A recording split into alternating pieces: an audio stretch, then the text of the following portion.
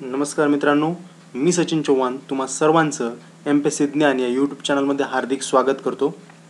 मित्रांनो, आजचं आपलं लेक्चर हे पृथ्वीचे अंतरंग ह्या टॉपिकबद्दल आहे. एमपीएससी आता बऱ्याच काळात पृथ्वीच्या अंतरंगाबद्दल तर डीप असे प्रश्न विचारते आहे. तर या एका लेक्चरमध्ये तुम्हा सर्वांचे सर्व डाऊट्स क्लिअर होतील असा आपण प्रयत्न करणार आहोत. चला मित्रांनो, सुरुवात करूया. तत्पूर्वी प्लीज चॅनलला लाईक, शेअर आणि सबस्क्राईब करायला बिलकुल विसरू नका. सोबतच बेल आयकॉनसुद्धा प्रेस करा, म्हणजे येणाऱ्या नवीन नवीन व्हिडिओजचे अपडेट्स तुम्हाला नेहमी मिळत राहतील. चला मित्रांनो, सुरुवात करतोय. तुम्हा सर्वांना माझा जय जिजाऊ. तर बघा, पृथ्वीचे अंतरंग म्हणजे काय, हा सर्वात महत्त्वाचा प्रश्न आहे. आता जेव्हा आपण अंतरंगाची गोष्ट करतो, मग अंतरंग काहीतरी प्रॉब्लेम्समध्ये किंवा काहीतरी फेजेसमध्ये असला पाहिजे, बरोबर, किंवा काहीतरी एलिमेंट्स असले पाहिजे. मग आता यांचे एलिमेंट्स कुठले आहेत तर त्यानुसार आपण बघूयात. तर तत्पूर्वी पृथ्वी म्हणजेच काय हे बघू आपण. आता जेव्हा पृथ्वी तयार झाली, म्हणजे पृथ्वी, आपण एका लेक्चरमध्ये पृथ्वीचे सर्व सिद्धांत बघणारच आहोत. तरीसुद्धा तुम्ही एक बेसिक कन्सेप्ट म्हणून असं लक्षात ठेवा की सर्व जगमान्य कन्सेप्ट असा सांगतो की पृथ्वी ही सुरुवातीला एक वायूचा गोळा होता. म्हणजेच एक उष्ण आणि काय होतं, वायूचा एक गोळा होता. आणि तिला एक स्वतःची परिवलन कक्षा होती. म्हणजे ती तेव्हासुद्धा स्वतःभोवती अशी फिरत होती. तेव्हासुद्धा काय होती, ती स्वतःभोवती फिरत होती. आणि जेव्हा ती फिरत होती तर कालांतरानं तिचा जो वरचा भाग आहे, जो वायुरूप अवस्थेतला होता, तो हळूहळू थंड होत गेला. आणि त्याचं जे रिॲक्शन आहे ती कशामध्ये कन्वर्ट झाली, गॅस बिकम्स लिक्विडमध्ये कन्वर्ट झाली. ठीक आहे. परत परिवलन होत गेलं. बरेच वर्ष, काही कोटी वर्षानंतर या लिक्विडचं रूपांतर परत सॉलिडमध्ये होत गेलं. आणि मग पृथ्वीचा जो वरचा भाग आहे, ज्याला आज आपण शिलावरण असं म्हणतो, तो बनला. आणि तो सध्या जो आहे तो कशाचा आहे, सॉलिडचा आहे, म्हणजेच घन भाग आहे. बरोबर. इथे बघा, इथे याचा सिक्वेन्स दिला आहे. आता बघा, आता ही जी पृथ्वी जी थंड झाली असं आपण म्हणतो, मग हिचा जो सॉलिड भाग आहे तो कुठून सुरू होतो, तर तो पृष्ठभागापासून केंद्राच्या दिशेनं ती सॉलिड होण्यास सुरुवात झाली. म्हणजे जेव्हा पृथ्वी अशी तयार झाली तर त्यावेळेस पहिली जी लेअर असेल पृथ्वीची इथली, ती पहिल्यांदा थंड झाली. मग इथली लेअर थंड झाली. मग इथली लेअर थंड झाली. मग इथली लेअर थंड झाली. अशा प्रकारे ती थंड होत गेली. आता पृथ्वीचं आपल्याला सर्वांना माहिती आहे की पृथ्वीचा जो अंतर्भाग आहे, ज्याला आपण असं गाभा म्हणतो, तो गाभा लिक्विड आहे असं आपण म्हणतो. बरोबर. मग ते लिक्विड का राहिलं हे या लेक्चरच्या मध्ये मी तुम्हाला सांगणारच आहे. पण तुम्हाला हा कन्सेप्ट लक्षात घ्या की पृथ्वी जो थंड झाली तिचा सिक्वेन्स काय आहे, तर ती पृष्ठभागापासून केंद्राच्या दिशेने थंड होत गेली. ठीक आहे मित्रांनो. बघा, बाह्य भाग जो आहे त्याला आपण भूकवच असं म्हणतो, त्याला शिलावरण असं म्हणलेलं आहे आपण. तो कसा आहे, थंड आहे आणि घन आहे. बरोबर, म्हणजे सॉलिड आहे. आणि मग जो बाहेरच्या भागाच्या आतमधला भाग आहे, अंतर्भाग ज्याला असं म्हणतो, तो कसा आहे, आपल्याकडे गरम आहे. उष्णता कशी आहे, जास्त आहे मित्रांनो. ठीक आहे. बघा, आता इथे परत MCQ तुमच्यासाठी.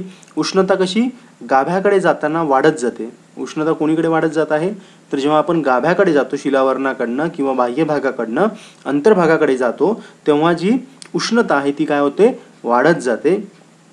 आणि एका विशिष्ट खोलीवर जेव्हा जातो, म्हणजे पृथ्वीच्या आतमध्ये जेव्हा आपण एका विशिष्ट खोलीवर पोहोचतो, तेव्हा ती कशी आहे, अर्धद्रव प्रकारात. अर्धद्रव म्हणजे काय, आता अर्धद्रव म्हणजे साधा कन्सेप्ट आपला जसा मध असतो त्या मधासारखं जे सिच्युएशन आहे, म्हणजे ना प्रॉपर लिक्विड ना प्रॉपर सॉलिड, अशा प्रकारामध्ये त्याचा कन्सेप्ट आहे. त्याला आपण अर्धद्रव असं म्हणतो. तर त्या विशिष्ट खोलीवर अंतरंगात म्हणजे पृथ्वीच्या आतमध्ये ती कशी आहे, तर अर्धद्रव आहे. मग ती अर्धद्रव का आहे ते पण मी तुम्हाला सांगणार आहे. बघा मित्रांनो, आता बघा, आता ही पृथ्वीच्या अंतरंगाबद्दल आपण डिस्कस तर करतो आहे, पण पृथ्वीचं अंतरंग हे जवळजवळ 6371 किलोमीटर आतमध्ये आहे.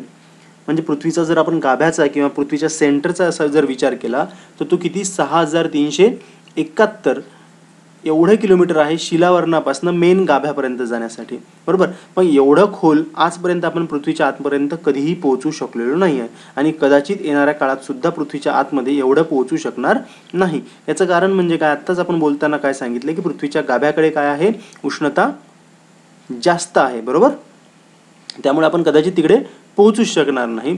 मग आपण ह्या अंतरंगाचं जे आत्ता जी गोष्ट बोलतोय की अंतरंग म्हणजे काय, मग त्या अंतरंगाचं मिनिंग काय किंवा ते अंतरंग कसे आपण त्याचे भाग पाडले, तर ते कशाने भाग पाडले, आपण फक्त अनुमानाने भाग पाडले, म्हणजे तर्क करून आपण भाग पाडले. मग हे तर्क करण्यासाठी आपल्याकडे काही बेसिक्स असायला पाहिजे होते. मग ते बेसिक्स कुठले कुठले आहेत आपल्याकडे, तर आपण ज्वालामुखीमधून येणारे दगड, ज्वालामुखीमधून येणारा लाव्हा, ह्या गोष्टींचा अभ्यास केला आणि त्या पदार्थापासून मग आपण काही अंदाज बांधले की पृथ्वीसुद्धा या प्रकारची असली पाहिजे. कारण की ज्वालामुखी कुठून येतो, पृथ्वीच्या आतमधून येतो आणि आपल्याला जायचं कुठे आहे, पृथ्वीच्या आतमध्येच जायचं आहे. म्हणून आपण ज्वालामुखीला एक एलिमेंट कन्सिडर केला अनुमान काढण्यासाठी. सेम कन्सेप्ट फॉर भूकंप लहरी. कारण की भूकंप कुठून होतात, पृथ्वीच्या गर्भाशयातून होतात आणि मग ते गर्भाशयातून होत असताना मग त्याचे जे काही कॅरेक्टरिस्टिक्स आहेत त्यावरून आपण काही अंदाज लावले पृथ्वीच्या अंतरंगाबाबत. काय लावलेत ते पण मी सांगणार आहे तुम्हाला. काही स्पेशल प्रोजेक्ट जसं की आपण काही खाणी केलेल्या आहेत, त्या खाणीमध्ये जवळजवळ आपण कर्नाटकची जर आपण खाण बघितली सोन्याची, सर्वात मोठी भारतातली किंवा सर्वात खोल असं म्हणूयात आपण भारतातली, जवळजवळ 3-3.5 किलोमीटरपर्यंत ती आता पोहोचलेली आहे. एवढी जी खोल खाण आहे त्यामध्ये मग आपल्याला दगड सापडलेत, त्यामुळे आपल्याला उष्णता सापडली खाली. मग त्या उष्णतेचा जो वापर आहे किंवा त्या उष्णतेवरून आपण काय अंदाज बांधतो आहे. तसंच चौथा एक महत्त्वाचा आहे की आपण फक्त आणि फक्त अभ्यासासाठी म्हणून समुद्रामध्ये बोर्स केलेत, बोरवेलनी बोर्स केलेत खूप आतमध्ये, जवळजवळ किती 12 किलोमीटर आतमध्येपर्यंत आपण पोहोचलो. मग तिथल्या दगडांचा, तिथल्या उष्णतेचा आपण अभ्यास केला. मग हा कन्सेप्ट कुठं चालू आहे, तर हा आर्टिक ओशनला, म्हणजे उत्तर ध्रुवाच्या साईडला आपल्या आर्टिक ओशन, तिथे एक कोला आयलंड म्हणून आहे, त्या आयलंडवर 12 किलोमीटरचा आपण बोर केला. त्याला ड्रीप ड्रिल प्रोजेक्ट असं म्हटलेलं आहे आपण. ते ह्या प्रोजेक्टमधून सुद्धा आपल्याला महत्त्वाच्या काही गोष्टी कळल्यात. आता काय कळल्यात ते बघा तिथे. आता बघा आपण काय अंदाज बांधले एवढं सगळं करून, तर जेव्हा आपण भूपृष्ठापासून भूकेंद्रापर्यंत जातो तेव्हा आपल्याला 3 आवरण लागतात. पृथ्वीचे किती आवरण लागतात, 3 आवरण. कशाचे, शिलावरणाचेच 3 आवरण, बरोबर.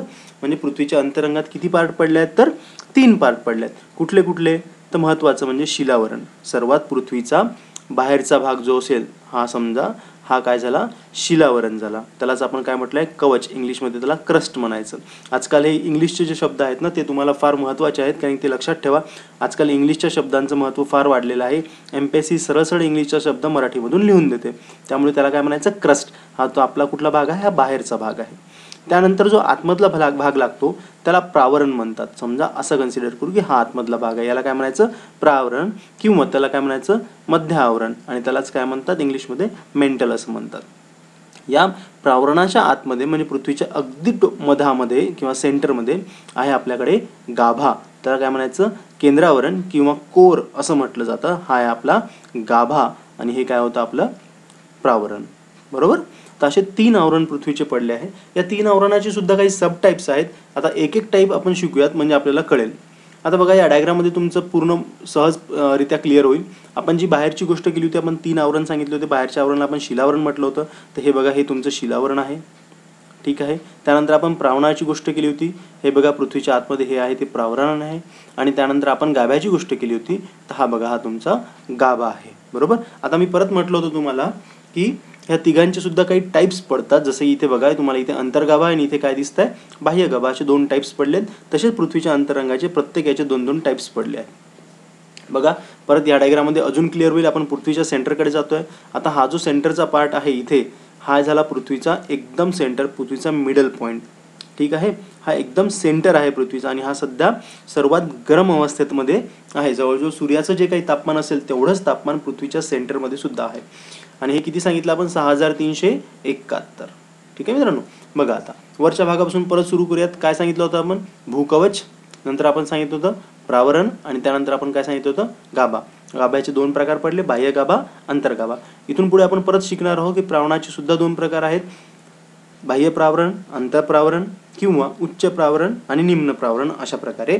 आणि भूकवचामध्ये सुद्धा मग 2 वेगवेगळे नावं आहेत, सियाल आणि सायमा. आता ह्यांचं मिनिंग काय आहे ते मी लगेच तुम्हाला सांगणार आहे, पण लक्षात ठेवायचं सिक्वेन्स काय सांगायचं तुम्हाला, भूकवच, प्रावरण आणि गाभा, आणि प्रत्येकाचे किती पार्ट, 2-2 पार्ट. बघा आता या डायग्राममध्ये तुम्हाला सहज पूर्ण क्लिअर होईल. आपल्या काय शिकतोय आपण, भूकवच, भूकवचाचे 2 पार्ट, खंडीय आणि दुसरा कुठला, महासागरीय. आता भूकवच म्हणजे काय, आपण आत्ताच बोललो, पृथ्वीच्या वरचं आवरण. आता पृथ्वीच्या वरचं जे आवरण आहे त्यावर आपल्याला माहिती आहे की पृथ्वीवर जमीनसुद्धा आहे आणि समुद्रसुद्धा आहे. मग जी जमिनीचा भाग आहे त्याला आपण खंडीय असं म्हणतो आणि जो समुद्राचा भाग आहे त्याला महासागरीय असं आपण म्हणतो. बघा, त्यानंतर भूकवचानंतर दुसरा कुठला आहे आपल्याकडे, प्रावरण, जो की सेकंड इनर पार्ट आहे पृथ्वीचा. प्रावरण काय आहे सांगितले आपण, उच्च प्रावरण आणि निम्न प्रावरण. बरोबर, म्हणजे महासागरीय कवचानंतर जो येईल तो कोण आहे, उच्च प्रावरण. बरोबर, याच्या आधी कोण येईल, खंडीय प्रावरणानंतर महासागरीय प्रावरण, कवच. त्यानंतर उच्च प्रावरण, उच्च प्रावरणानंतर कोण येईल, निम्न प्रावरण. निम्न प्रावरणानंतर परत पुढेच्यामुळे आपण काय सांगणार, गाभ्याचे दोन प्रकार, कुठला आहे, बाह्य गाभा, आणि बाह्य गाभ्यानंतर सगळ्यात शेवटी कोण येणार, अंतर्गाभा. आणि इथे आपल्या सगळ्यात शेवट असणार मित्रांनो. ठीक आहे, चला एक एक टाईप घेऊया आता परत. आता बघा, या डायग्राममध्ये परत सगळ्या गोष्टी अजून क्लिअर होतील. आपण भूकवचाची गोष्ट केली.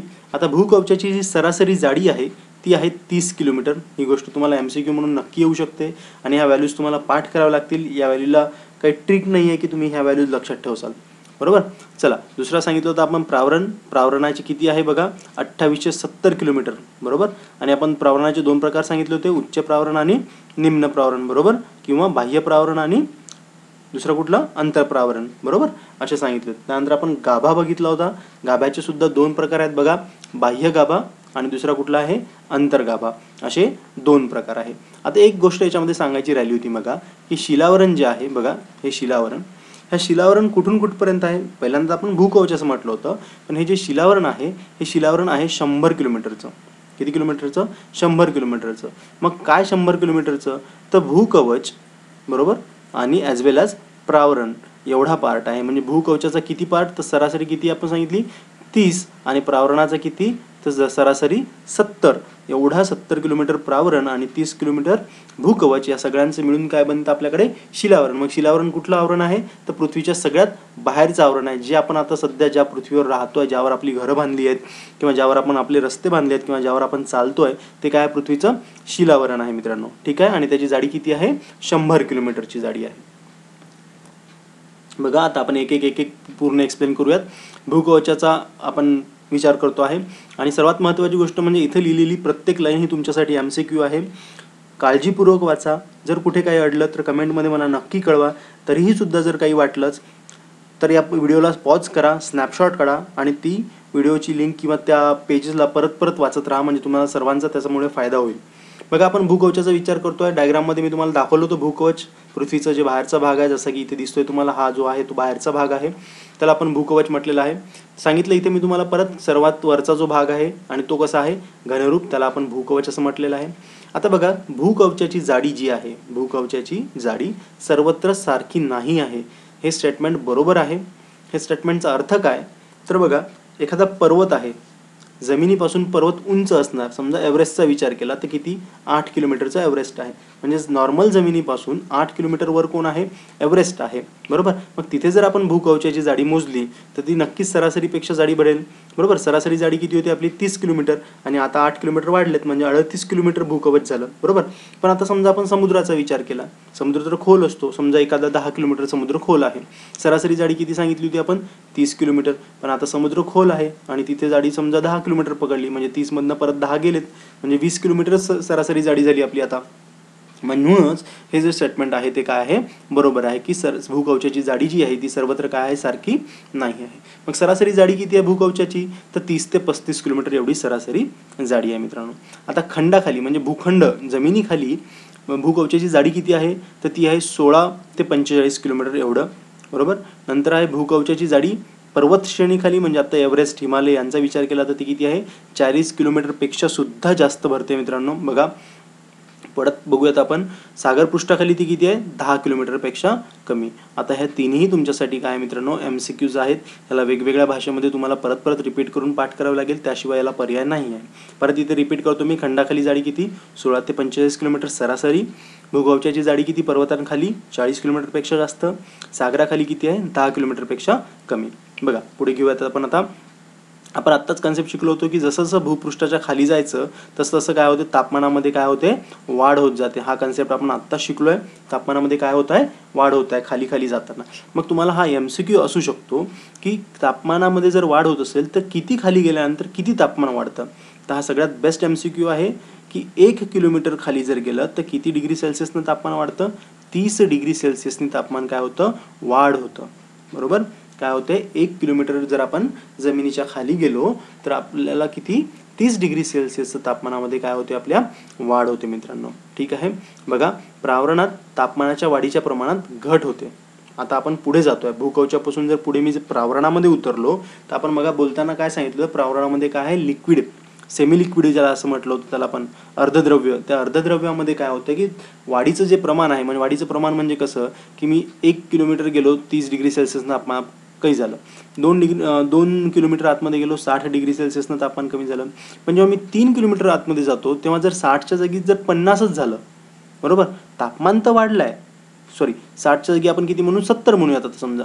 म्हणजे तापमान तर वाढलंय पण वाढायला किती पाहिजे होतं? 90 व्हायला पाहिजे होतं. कारण की 1 ला 30, बरोबर, 2 ला 60, बरोबर, आणि 30 ला किती? 90. पण ॲक्च्युली झालं किती? 70च झालेलं आहे. बरोबर ना? म्हणजे तापमान वाढलेलं आहे पण त्याचं जे वाढीचं प्रमाण आहे त्या प्रमाणामध्ये काय झालंय? घट झाली आहे. आणि अशी कंडिशन कुठे होते? प्रावरणामध्ये होते. आणि याचं सगळ्यात महत्त्वाचं कारण म्हणजे तिथलं सेमी लिक्विड मॅटर. बघा पुढे काय सांगितलं आपण की जेव्हा आपण प्रावरण क्रॉस करून परत जेव्हा आपण गाभ्याच्या क्षेत्रामध्ये जातो, म्हणजे प्रावरणाच्या नंतरचा जो थर आहे आपला तिसरा थर, त्या गाभ्याच्या क्षेत्रामध्ये गेल्यानंतर परत वाढीच्या तापमानामध्ये काय होते? वाढ होते, तापमानाचा फरक होतो. बघा, पृथ्वीच्या केंद्रस्थानी सुमारे किती? 5500 ते 6000 डिग्री सेल्सिअस एवढं तापमान आहे. आणि हेच आपल्या सूर्याच्या पृष्ठभागावर सुद्धा एवढंच तापमान अस्तित्वात आहे सध्या. मग आता पुढे जाऊयात आपण. भूकवचाचा जर मी अजून पुढे गेलो, खाली गेलो तर आपल्याला काय लागतो? प्रावरण लागतो. आपण 3 पार्ट नक्कीच पाहिलेले आहेत. पहिला आपला शिलावरण म्हणजेच भूकवच, दुसरा प्रावरण आणि तिसरा गाभा. बघा आता भूकवच व त्याखालचा प्रावरणाचा विभाग आपल्याला आता डायग्राममध्ये शिकलो, त्याला काय म्हणायचं? शिलावरण म्हणायचं. शिलावरणाची जाडी किती? 100 किलोमीटरची. आणि इतर दोन्ही भागांपेक्षा सर्वात जास्त काय आहे? अरुंद आहे, म्हणजे कमी आहे. दुसरे भाग कुठले कुठले? प्रावरण आहे जे आपण बघितलं की जवळजवळ 2800 किलोमीटर. नंतर गाभा आहे, तो पण जवळजवळ किती? 2900 किलोमीटरचा होता. त्यामुळे हे सर्वात अरुंद भाग कुठला आहे? तर शिलावरण आहे. किती जाडी? 100 किलोमीटर. आता बघा, आपण भूकवचाचे 2 पार्ट पाडले होते. 2 पार्ट कुठले कुठले? एक की भूकवचाबद्दलची माहिती जी आपण बोलतो त्याला आपण भूखंड असं म्हणूयात तात्पुरतं. आणि दुसरी आपण बघितली होती महासागरांबद्दलची. आता हे दोघंही वेगवेगळ्या गोष्टी आहेत. म्हणजे बघा, आता इथं जर मी समजा एका भूकवचाचा विचार केला तर समजा ही जमीन अशी आहे असं कन्सिडर करूया, आणि नंतर एक समुद्र आहे आणि तो असा आहे असं कन्सिडर करूया. आता याच्यावर काहीच नाही असं समजून घेऊ. इथे वाळवंटाचा भाग आहे समजा, म्हणजे त्याच्यावर वजन काहीच नाही आहे. म्हणजे इथे वरतून पडलेल्या हवामानाचं वजन जे असेल, वातावरणाचं जे काही वजन असेल ते काय असेल? कमी असेल, बरोबर. आणि इथे काय आहे? समुद्र आहे, आणि समुद्रावर काय आहे? पाणी आहे. म्हणजे इथे जर पडणार असेल तर त्याचं काय असेल? वजन जास्त वजन असेल मित्रांनो, बरोबर ना. मग इतर जर जास्त वजन असेल तर इथं पण असा काहीतरी भाग असला पाहिजे की हे सहन करू शकलं पाहिजे एवढं वजन. आणि इथे जर समजा भार नाही आहे तर इथे पण असं काहीतरी असलं पाहिजे जो तेवढं वजन जेवढं पडत आहे तेवढं तरी सहन केलं पाहिजे, किंवा त्यांनी त्याला सस्टेन केलं पाहिजे. म्हणून बघा की भूखंड जे आहेत त्या भूखंडाच्या खाली जे आपलं शिलावरणाचं कवच आहे किंवा भूकवच आहे ते भूकवच 2 गोष्टींपासून बनलेलं आहे. कशापासून? सिलिका आणि ॲल्युमिनियम पासून. सिलिका आणि ॲल्युमिनियम पासून. आणि याला जेव्हा आपण सरळ वाचतो त्याला सियाल असं म्हणतात. म्हणून भूकवचाचा जो थर आहे जो भूखंडाच्या खाली आहे त्याला आपण काय म्हटलेलं आहे? सियाल असा शब्द वापरलेला आहे. सियाल म्हणजेच काय? सिलिका आणि ॲल्युमिनियम ह्याचा थर. बघा, आता जर मला घनता बघायची असेल तर किती आहे? 2.65, 2.90. आता हा जो MCQ आहे किंवा हा जो डेटा आहे ही इन्फॉर्मेशन तुम्हाला पाठच करावी लागेल, कारण की याआधी MPSCने असे प्रश्न विचारले आहेत की कोणाची घनता जास्त आणि कोणाची घनता कमी म्हणून. त्यामुळे ही गोष्ट तुम्हाला पाठ ठेवायची आहे. बघा, शक्यतो वरपासून खाली जाताना घनतेमध्ये वाढच होत आहे. म्हणजे आपण भूकवचाची घनता बघितली तर ती कमी असणार आणि गाभ्याची घनता पाहिली असेल तरी नक्कीच जास्त असणार. ठीक आहे, त्याचं कारण सुद्धा मी तुम्हाला सांगेल. आता किती सांगितली? 2.65 2.90 ग्रॅम पर घन सेंटीमीटर. सरासरी जाडी आपण आत्ताच बोललो होतो सुमारे किती? 30 किलोमीटर सरासरी जाडी आहे. आणि प्रामुख्याने त्यांचा खडक कुठला सापडतो भूकवचामध्ये? तर कुठला? ग्रॅनाइट हा खडक सापडतो भूकवच. पुढे बघा, महासागरीय कवच आला आपला सेकंड पार्ट, बरोबर, भूकवचाचा. ते कशापासून बनलेलं आहे? तर ते बनलेलं आहे सिलिका आणि मॅग्नेशियम. सिलिका आणि मॅग्नेशियम ह्या 2 घटकांपासून ते बनलेलं आहे. याला जर मी लिहायचा प्रयत्न केला तर ते कसं लिहायला लागेल मला? असं, सॉरी, MG नसून ते MA आहे, त्याला आपण सायमा असं म्हणतोय. ठीक आहे, सायमा असं म्हणतोय. त्याची सरासरी जाडी किती आहे? 7 किलोमीटर ते 10 किलोमीटर. आता बघा, एवढा भार असून म्हणजेच महासागरांचा किंवा पाण्याचं एवढं वजन सहन करून सुद्धा याची जाडी किती आहे बघा, 7 ते 10 किलोमीटर. आणि आपण जेव्हा भूकवचाचा फक्त विचार केला होता, भूखंडाचा विचार केला होता, तेव्हा त्याची जाडी किती सांगितली आपण, सरासरी 30 किलोमीटर. म्हणजे हे जे मटेरियल आहे जे सायमापासून बनलेलं आहे ते नक्कीच काय असेल, स्ट्रॉंग असेल. कशापेक्षा, सियालपेक्षा, बरोबर ना. म्हणजे इथे बघा घनता तिकडे किती होती, 2.2 होती, इथे किती आहे घनता, 2.9, ते जवळपास 3.3 घन सेंटीमीटर एवढी जास्त काय आहे त्याची घनता आहे मित्रांनो. बघा याच्यामध्ये काय कुठला खडक सापडतो, त्याच्यामध्ये बेसॉल्ट आणि गॅब्रो हा खडक सापडतो. मग बेसॉल्टचं दुसरं उदाहरण कोणतं आहे, जसं की आपण महाराष्ट्रामध्ये राहतो तर महाराष्ट्राचा जो भाग आहे तो बेसॉल्टचा बनलेला आहे. जसं की सह्याद्री, म्हणजे तो काय असेल, टणक आहे, पाणी न झिरपणारा खडक आहे मित्रांनो. ठीक आहे. म्हणून हा जो बेसॉल्ट आहे हा पाणी न झिरपणारा खडक असल्या कारणाने हा महासागराच्या तळाशी आढळतो, जेणेकरून पाणी आतमध्ये जात नाही. आता बघा सियाल व सायमा जे आहे त्यांच्या घनतेमध्ये एका जागी फरक होतो. जेव्हा मी सियाल आणि सायमाचा विचार करतो, म्हणजे वर मी अशी सियाल काढलेली आहे आणि त्याखाली काय माझी सायमा आहे समजा, बरोबर, आणि इथे काय सियाल आहे, बरोबर. तर जेव्हा मी सियालकडनं सायमाकडे जातो तेव्हा इथे मध्ये कुठेतरी काय होतं, घनतेमध्ये अचानक ट्रिमेंडसली खूप मोठा फरक पडतो. मग ही जी फरक पडण्याची जागा आहे, म्हणजे ही जी लाईन पडली याच्यामध्ये ड्रॉ केली आपण घनतेसाठी, त्या घनतेच्या लाईनला म्हणतात कॉन्रॅड विलकता. त्या घनतेच्या लाईनला काय म्हणायचं, कॉन्रॅड विलकता. अशा जवळजवळ 5 विलकता पृथ्वीच्या भूकवचापासून गाभ्यापर्यंत जाताना आपल्याला लागतात. त्याची एक शॉर्ट ट्रिक मी तुम्हाला सांगणार आहे आणि ती ट्रिकच जर तुम्ही लक्षात ठेवली तर तुम्हाला नावं लक्षात ठेवायची गरज नाही. तर बघा सियाल आणि सायमामध्ये जे काही घनतेतला फरक असतो त्या घनतेतल्या फरकच्या लाईनला काय म्हणायचं आहे, कॉन्रॅड विलकता असं म्हणायचं. आणि ही जी विलकता आहे या विलकतेमुळे काय दिसते आपल्याला की सायमा जो वरचा थर आहे तो या सायमा थरावर, म्हणजे हा जो वरचा थर आहे आपला कुठला, सियाल नावाचा, आणि खाली कुठला सायमा, त्या सायमावर वरचा सियाल थर तरंगत आहे अशी आपल्याला जाणीव होते.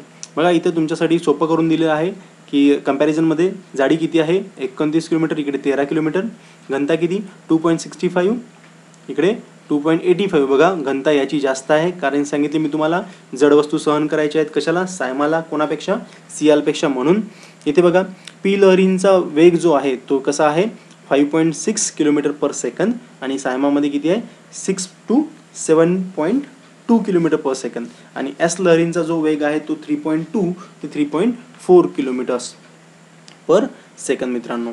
तर हा पण महत्त्वाचा आहे. बघा पुढे अजून आपण थोडंसं बघूयात. सिलिकॉन ॲल्युमिनियम फॉर सियाल, नंतर जे आहे ते सिलिकॉन मॅग्नेशियम फॉर सायमा, ठीक आहे, आणि त्यानंतर निकेल आणि आयन ते निफे. हा जो निकेल आणि आयन आहे हा असतो गाभ्यामध्ये. ठीक आहे मित्रांनो, हे जे दोन आहेत हे कशामध्ये आहे, गाभ्यामध्ये, आणि सियाल आणि सायमा कशामध्ये आहे, भूकवचामध्ये. त्यातल्या त्यात वरचा जो आहे सियाल हा कशामध्ये आहे, सर्वात वर भूखंडामध्ये, आणि ही जे आहेत सियाल आणि मॅग्नेशियम सायमा ज्याला असं म्हटलेलं आहे तो कशामध्ये आहे, तर तो सागरामध्ये आहे मित्रांनो. ठीक आहे, तर हा तुमचा सिक्वेन्स आहे सियाल, सायमा आणि निफे असा. बघा ही जी विलकतेची आपण गोष्ट केली होती त्या विलकतेबद्दल आता बोलूयात आपण. विलकता किती सांगितल्या मी तुम्हाला, 5 विलकता सांगितला. सर्वात पहिले तुम्हाला काय करायचं, सर्वात पहिले तुम्ही ट्रिक पाठ करून घ्या. ट्रिक काय सांगते, ही ट्रिक आपल्याला म्हणते की एक वर्ड आहे त्याचं नाव आहे काम रेंगले. हा मराठी शब्द आहे, 2-4 वेळेस जरी तुम्ही लक्षात घेतला किंवा वाचला तरी तुम्हाला सहज लक्षात राहील.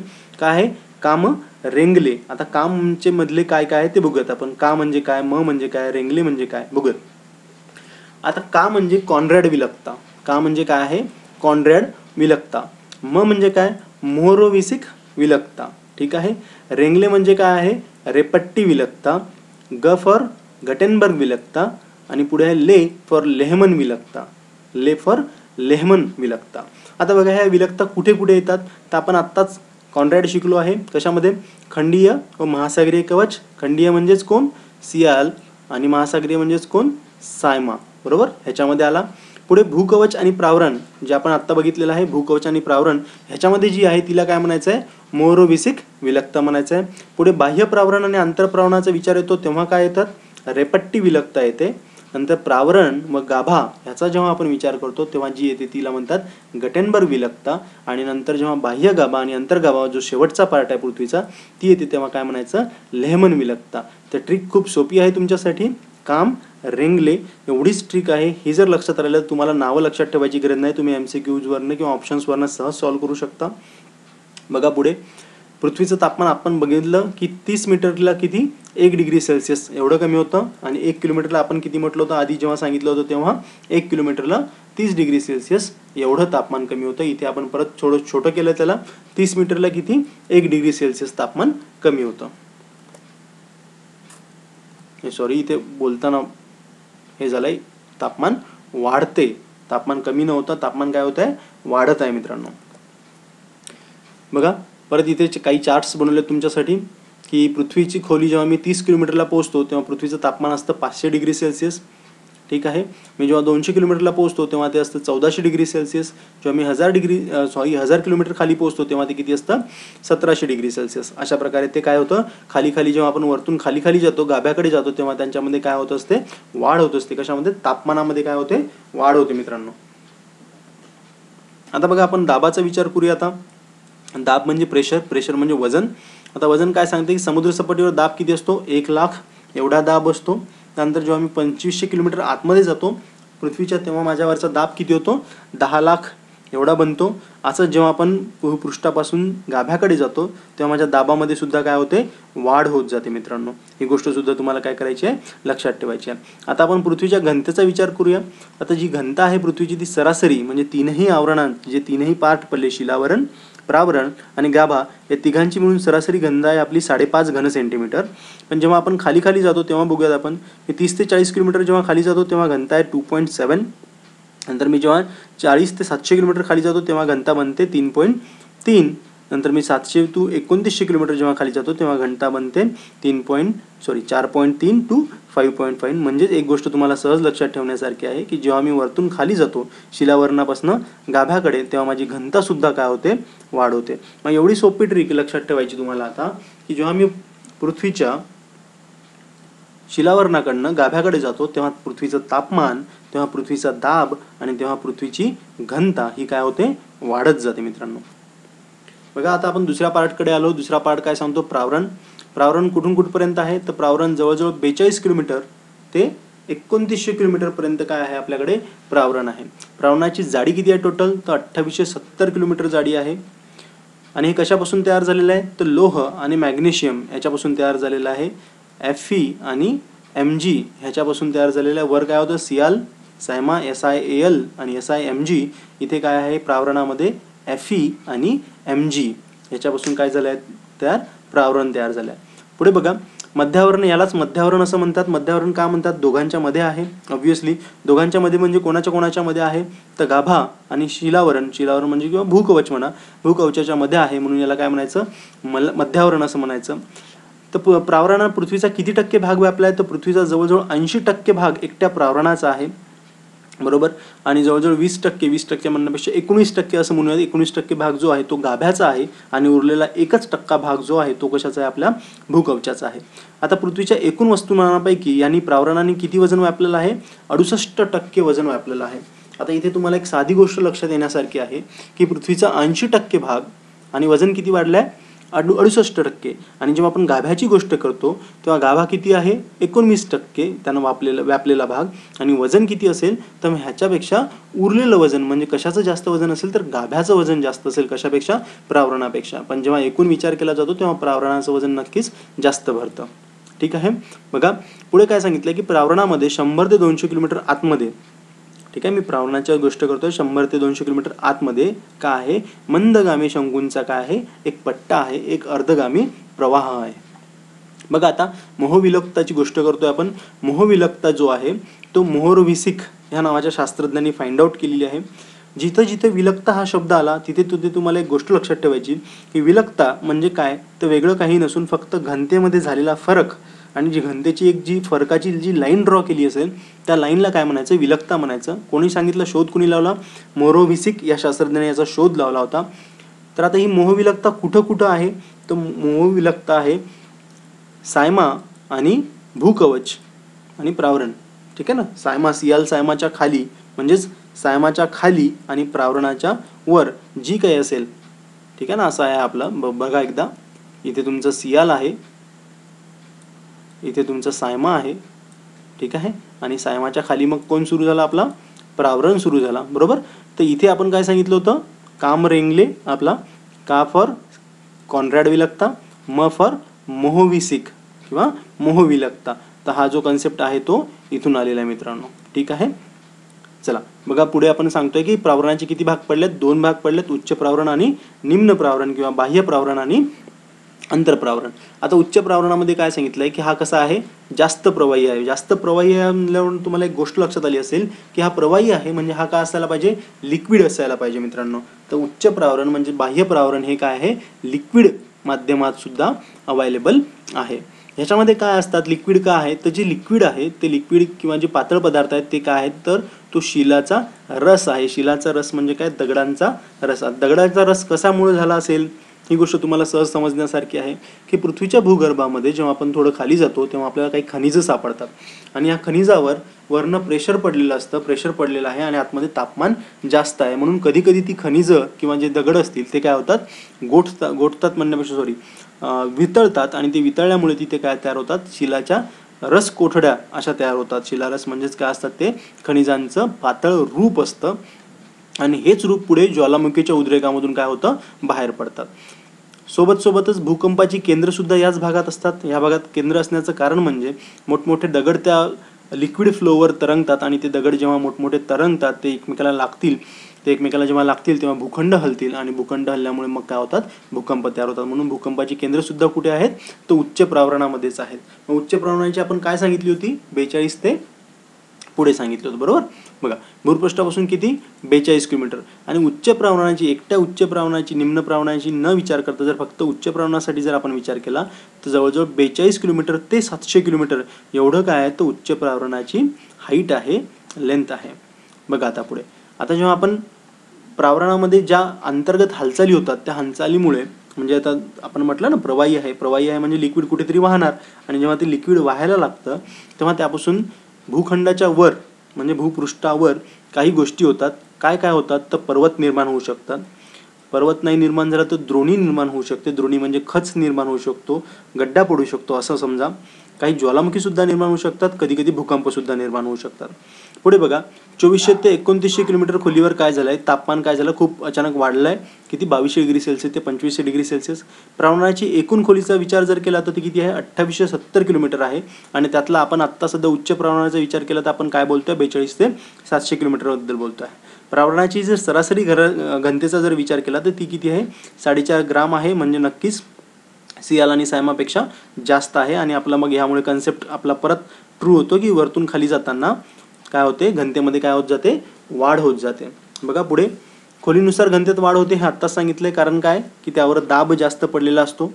आणि पुढे या प्रावरणामध्ये 2 घटक खूप महत्त्वाचे आहे. ओलिव्हिल नावाचं जे घटक आहे ते जवळजवळ 60 ते 70% एवढ्या प्रमाणामध्ये असतं याच्यामध्ये, प्रावरणामध्ये. आणि पायरोक्सिन नावाचं जे काही आहे ते किती, 15 ते 20% उच्च प्रावरणामध्ये आपल्याला पाहायला मिळतं.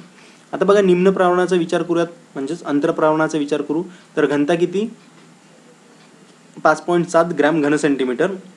आता खोली किती, तर 700 ते 2900 किलोमीटर एवढी खोल आहे. ह्यामध्ये काय असतं, यामध्ये सिलिका असतात आणि विविध ऑक्साईड्स असतात. ह्याचं एक आहे. नंतर अंतरप्रावरणाचा जर आपण विचार केला तर तो कशामध्ये आहे, द्रायू ह्या स्वरूपामध्ये आहे मित्रांनो. पुढे बघा, रेपट्टी विलकता आपण आत्ताच बघितली होती रेपट्टी. आणि त्यानंतर जी आली ती कुठली आली, काम रेंगले म्हणजे रेपट्टी झाला आपला. आता कोण आलेला आहे, गटेनबर्ग हा आलेला आहे. परत एकदा मी तुमच्यासाठी ड्रॉ करतो. हा सियाल, हा सायमा, हा प्रावरण आणि प्रावरणाचे किती, 2 भाग. बघा, हा सियालमध्ये काम रेंगलेमधला का, कॉन्रॅड, एम फॉर मोहो, आणि रेंगलेमधला रेपट्टी इथे आला. आणि इथून पुढे जे असेल ते कोण आहे, तुमचा गटेनबर्ग. ठीक आहे मित्रांनो, इथे कोण आला, तुमचा गटेनबर्ग आला. म्हणजे हे जे वरचं आहे हे कशासाठी आहे, तुमच्या भूकवचासाठी. हे 2 झाले तुमच्या प्रावरणासाठी. आणि इथून पुढे जे 2 येतील ते कशासाठी असतील, गाभ्यासाठी. म्हणजे प्रावरण हे जे पूर्ण प्रावरण आहे आणि पुढचा गाभा आहे यांच्यामध्ये जी कुठली विलकता असेल तिला काय म्हणायचं, गटेनबर्ग विलकता असं म्हणायचं. पुढे घ्यावा. आता बघा, गाभ्याबद्दल आपण विचार करतो. गाभाचं किती आहे, 2900 किलोमीटरपासून पुढे किती तर 6371 किलोमीटर एवढं पुढे काय आहे आपल्याकडे गाभा आहे, सेंटर आहे. कशामध्ये, प्रावरणाच्या खाली आहे, पृथ्वीच्या केंद्रापर्यंतचा भाग आहे. जाडी किती, 3471 किलोमीटर. पृथ्वीच्या किती टक्के भाग यांनी व्यापलेला आहे, तर 19% भाग व्यापलेला आहे. आणि उरलेला 1% आपण कशात सांगितला होता, भूकवचाचा. आणि इकडे किती सांगितले, 80% कशात सांगितले होते, प्रावरणामध्ये. पृथ्वीच्या एकूण वस्तुमानापैकी 1/3 वस्तुमान कशाचं आहे, फक्त गाभ्याचं आहे. ठीक आहे मित्रांनो, 100 पकडले तर जवळजवळ 33% वस्तुमान कशाचं आहे, फक्त गाभ्याचं आहे. गाभ्याचे सुद्धा 2 भाग पडतात, बाह्य गाभा आणि अंतर्गाभा. आणि मग ज्या बाह्य गाभा आणि अंतर्गाभाच्या मध्ये जी कुठली विलकता आहे किंवा जे घनतेमध्ये फरक आहे त्याला म्हणायचं लेहमन विलकता. आपल्या काम रेंगले ह्या ट्रिकमधला सगळ्यात शेवटचा ले जो आहे तो हा आहे. बघा मित्रांनो, लेहमन विलकता म्हणजे आपण इथली गोष्ट करतोय, इथे जे आहे त्याला लेहमन असं म्हणायचं. ठीक आहे. बघा, बाह्य गाभ्याचे काही वैशिष्ट्य आहेत. बाह्य भाग जो आहे तो किती, 2900 ते 5100 किलोमीटर एवढा आहे. ठीक आहे. आणि 5100 पासून पुढे मग 6371 कोण असेल तर अंतर्गाभा असेल. भूकंपाच्या दुय्यम लहरी ज्या आहेत, ठीक आहे ना, भूकंपाच्या दुय्यम लहरी म्हणजे एस वेव्स गाभा क्षेत्रातून प्रवास करू शकत नाहीत. हे त्यांचं वैशिष्ट्य आहे. आता यांचं वैशिष्ट्य म्हणजे का, आता हे ज्वालामुखीच्या टॉपिकमध्ये तुम्हाला नक्कीच पाहायला मिळेल तिथे, किंवा भूकंप या टॉपिकमध्ये सुद्धा तुम्हाला ते पाहायला मिळेल की भूकंपाच्या कोणत्या कोणत्या लहरी असतात आणि इथे का दिल्या.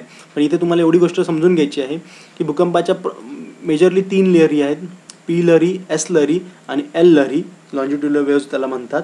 ही जी पी लहरी आहे ही प्राथमिक आहे, ही फॉर सेकंडरी, आणि ही भूपृष्ठीय लहरी असं आहे. तर ही प्राथमिक लहरी जी असतात, प्राथमिक लहरी कुठल्याही माध्यमातून प्रवास करू शकतात.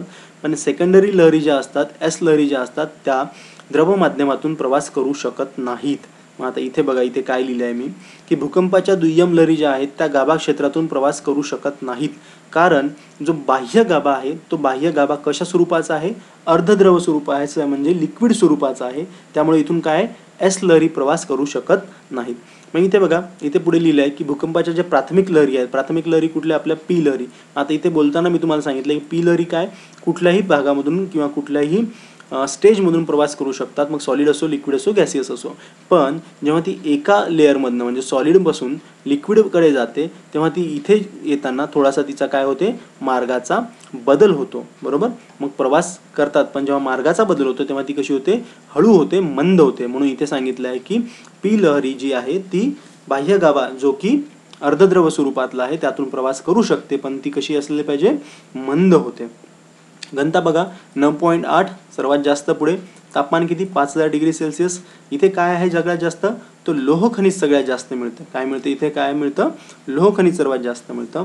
पुढे बघा, इथे काय सांगितलं आपण, ऊर्ध्वगामी प्रवाह निर्माण होतात. आता ऊर्ध्वगामी प्रवाह म्हणजे कशामुळे निर्माण झाले, तर बघा बाह्य गाभा आणि अंतर्गाभा यांच्या तापमानामध्ये खूप जास्त फरक आहे. इथे 5000 डिग्री सेल्सिअस सांगितलं आणि लगेच आपण अंतर्ग्रहामध्ये जर ज्या अंतर भागामध्ये जर गेलो तर तिथे लगेच 6000 डिग्री म्हणजे 1000 डिग्री सेल्सिअसचा प्रवाह फरक पडतो.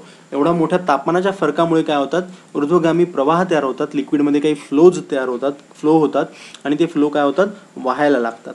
मग ते फ्लो कशामुळे व्हायला लागतात, तर ते फ्लो पृथ्वीच्या परिभ्रमण कक्षेमुळे व्हायला लागतात, परिवलन कक्षेमुळे सुद्धा व्हायला लागतात. म्हणजे पृथ्वी जेव्हा स्वतःभोवती फिरते त्यामुळे ते जे लिक्विड आहे ते सुद्धा कसं त्याभोवती फिरणार.